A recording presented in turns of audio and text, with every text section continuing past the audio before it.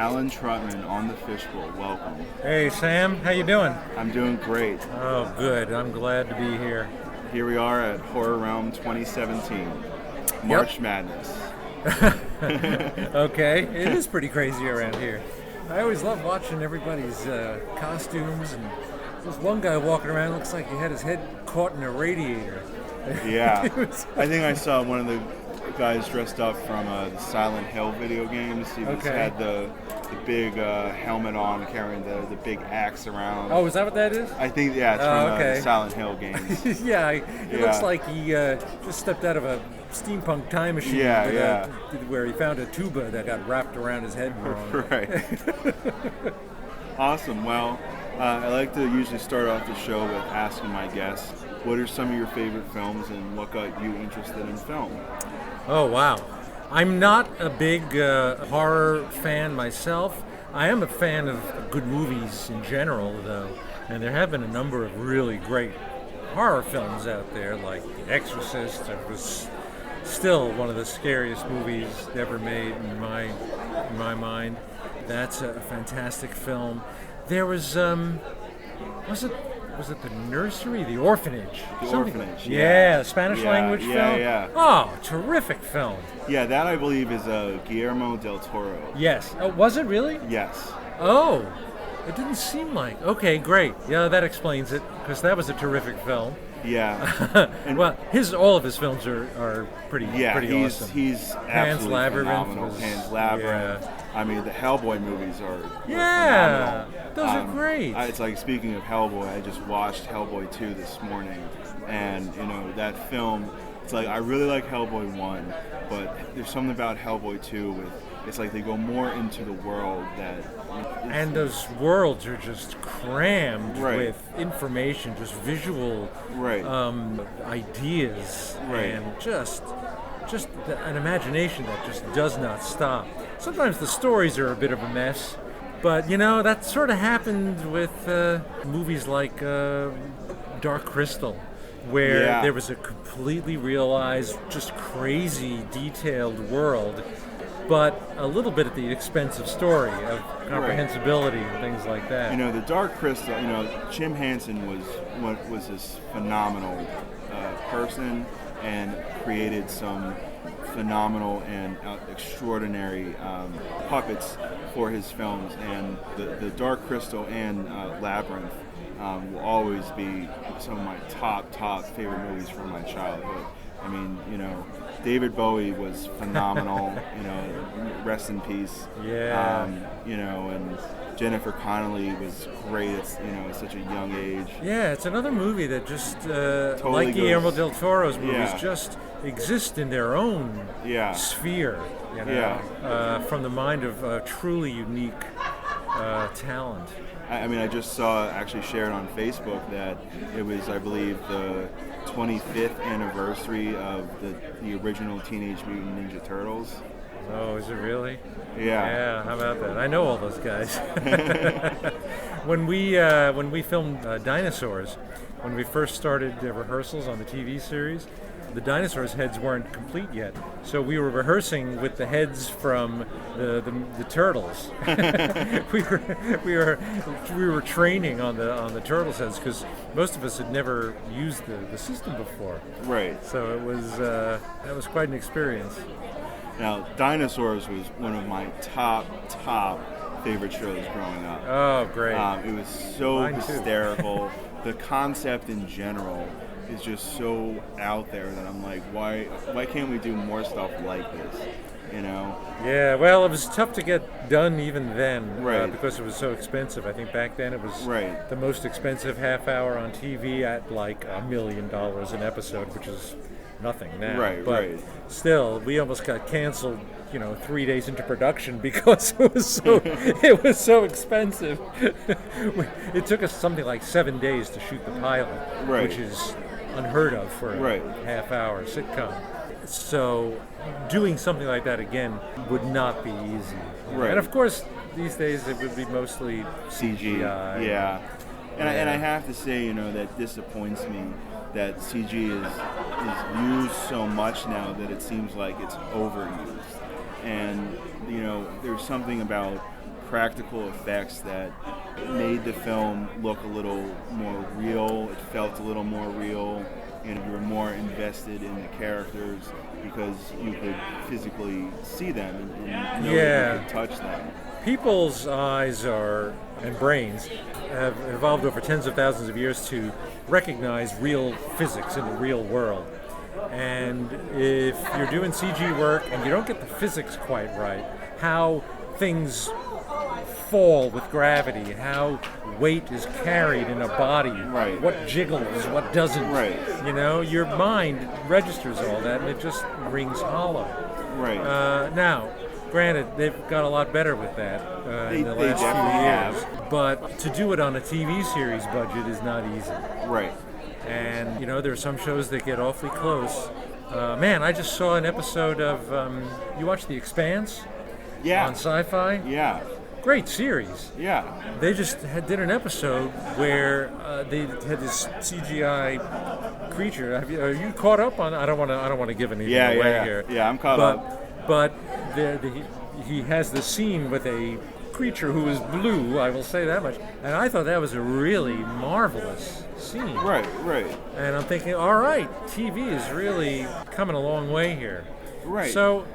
And even the show that I'm working on now, Splash and Bubbles on PBS Kids, you look at it and you're not quite, if you don't know how we shot it, how it was made, you wouldn't quite know if there was some puppeteering going on, or if it was all CG, or if it was traditionally animated, or if it was, what's going on with that. And so I think in that sense it's kind of a successful hybrid creation that simply exists to make the world work in its own terms, and I'm very pleased with the way it's turning out. That's awesome. That yet another show PBS has produced that is phenomenal. I mean, there's nothing like it on TV right now. I mean, we've all seen kids shows that are computer generated, and they just look like very simple cartoons, which is what they are. This one looks like something else. And it's hard to quite pinpoint exactly what's going on there, but we shoot that like a live show. It's shot all at once with all the performers together and on the stage doing all the movements and all the faces and all the voices, and it's pretty impressive for the most part. There are other characters that are traditionally keyframed. So it's a very interesting kind of hybrid. And it's those types of things that really help push the technology forward. So who knows what Dinosaurs would look like today if we were to redo it. I don't know. One of the greatest movies to pave the way for both animatronic and CG was the original Jurassic Park. Oh, yeah. We were shooting Dinosaurs when Jurassic Park came out. In fact, I remember the day we went to see it because our studio was like 10 minutes from Universal Studios, and so there were a group of us. We came in the morning, and then they said, well, we're changing the schedule around. We're not going to really need you till 4 o'clock, or whatever it is. So we all ran over to Universal City Walk to watch Jurassic Park. And we were all sitting there going, uh-oh. This is the writing on the wall for animatronics. This is it. Oh, my God. They've done it. They've created full CG characters now, and okay, we're screwed.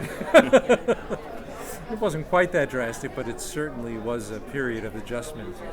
Well, I mean, the whole 2000s was more CG versus animatronic, and I think in the mid-late 2010s, we're starting to go back to, we're using CG a lot still, but I think Hollywood's starting to realize that CG all the time just doesn't look good and it doesn't feel right. Yeah, just because you can do something doesn't mean you should. Exactly. And it gets overused. It always has to be in deference to the story. It always has to be done in a way that doesn't call attention to itself. It's an effect. It's not necessarily why you go to see it. I mean, yeah, there's always part of you that just wants to see cool stuff. But you can't do that for just 2 hours before it just falls apart. One of my also favorite things that growing up was animation. like 2D animation, and we don't have enough of that anymore. And I kind of just have to say this because I'm talking with you. I graduated from Point Park last year for screenwriting. Oh. And I'm working on, actually, you're going to hear this a lot on the Fisch Bowl during the coverage of the Horror Realm convention, but I happen to have George Romero's desk.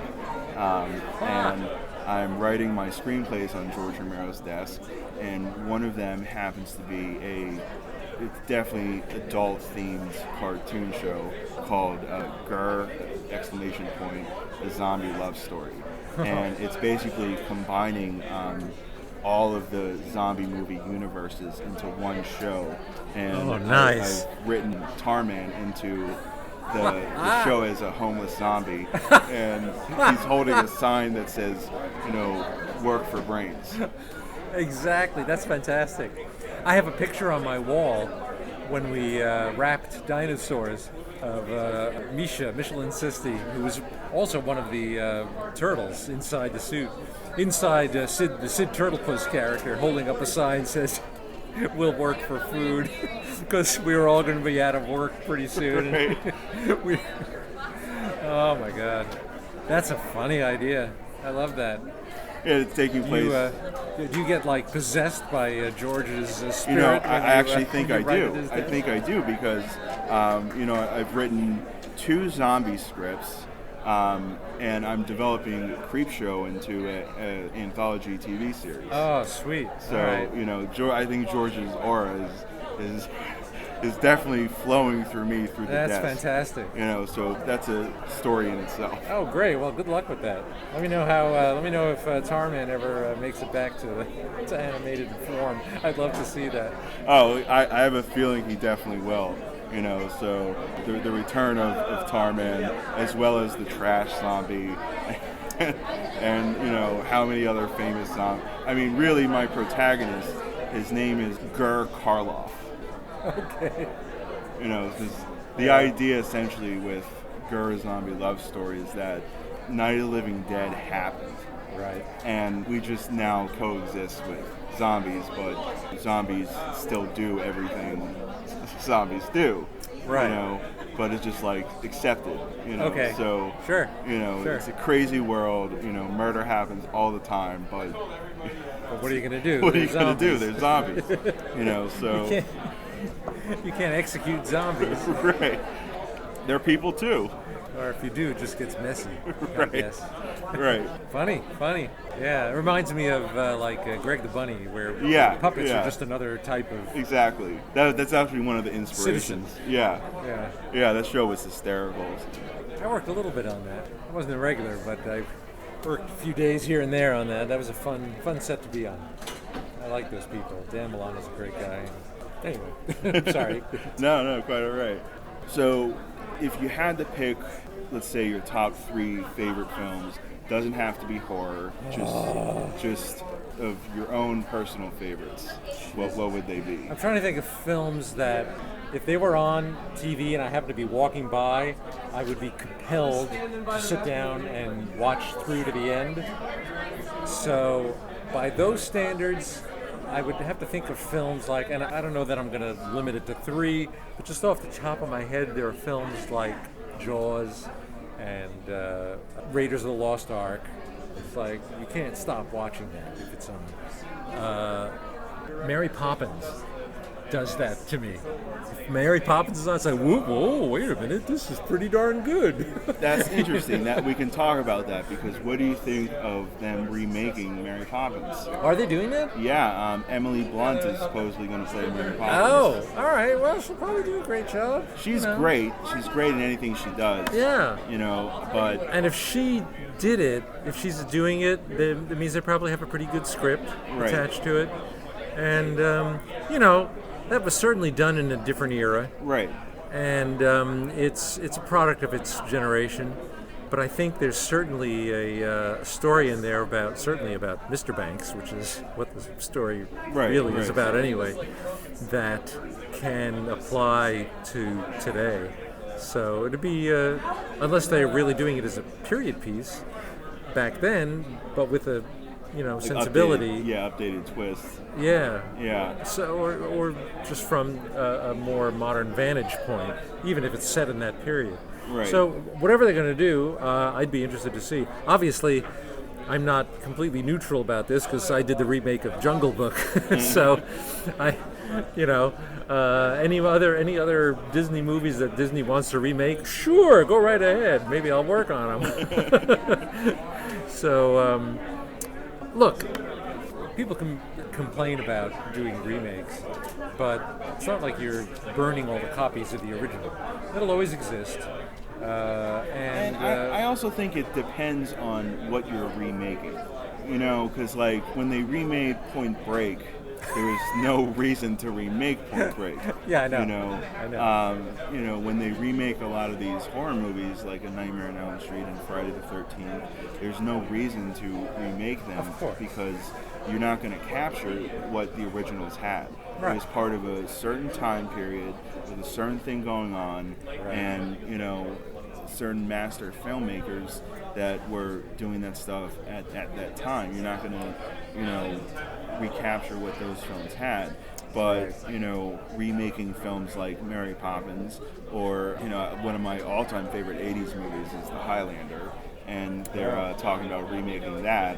And that's a film that, I honestly think deserves to be remade. I mean, Highlander was great for its time, but with the writing today and the technology and, I like Queen, but not that much. So what I hear you saying is that there's a germ of an idea in that movie that maybe in its 80s shell might not be the most currently the best expression of it, so we could probably do a little better. Right. Yeah. And there's certainly a reason enough to want to remake it. Right, and I think they're even remaking Scarface with DiCaprio, which should be quite interesting. I'm very excited to see what that was because, the original Scarface, it's a product of the 80s, Yeah. Very much so. And it's Brian De Palma. Very idiosyncratic filmmaking style. Right, but I mean, if we'll be honest, I love. Right, but I love De Palma. It too. It's very De Palma. I mean, the one that I like more is Carlito's Way. And that's really what Scarface should have been. Yeah. And something about Carlito's Way, just the vibe of that movie. And that was also De Palma. Yeah. Was that made before or after? After. Oh, that's interesting. That was the 90s, I believe. Okay. Yeah, I liked Carlito's Way. That was a really interesting film. Man, he loves doing set pieces at Grand Central Terminal. Yeah. There's that whole sequence he does that's like one long tracking shot where he's trying to evade them at the train station. Right. It's just brilliant. Brilliant. And then spoiler alert, he gets shot in the end, but just the stuff that he has to go through, up with evading the mafia, trying to escape, and then to get shot by John Leguizamo's character. Yeah, Billy from the Bronx. Back in, Right, and it's like, to get shot after all that by a punk. Yeah. It's a great ending because it shows that life, there's no escape. No matter, it makes it more like a classic tragedy. Right, exactly. Exactly. A guy that just wanted to get out but gets pulled back in. It's funny, I say that because pretty much Al Pacino says that line in Godfather Part 3, Of course. So, but Carlito's Way is a fantastic film. One of my all-time favorite Pacino films. Yeah, that actually happens to have been on the TV when I was walking past in the living room once, and I was like, oh, this is a good movie, and I sat down and I watched the rest of it. But that was probably just because I hadn't seen it in so long. Right. But it was pretty gripping, and it was only the last half hour. Right. And Sean Penn is amazing in that. Yeah, Sean Penn was great. But I think that's a good place to stop. Okay, fantastic. Alan, this has been fun. This was really fun. Thank you for swimming in the bowl with me. My pleasure. I'll get my snorkel next time. I can stay a little longer. I would love that. We'll definitely do a follow-up interview. All right, fantastic. Awesome. Anytime. Thank you so much. Sure thing.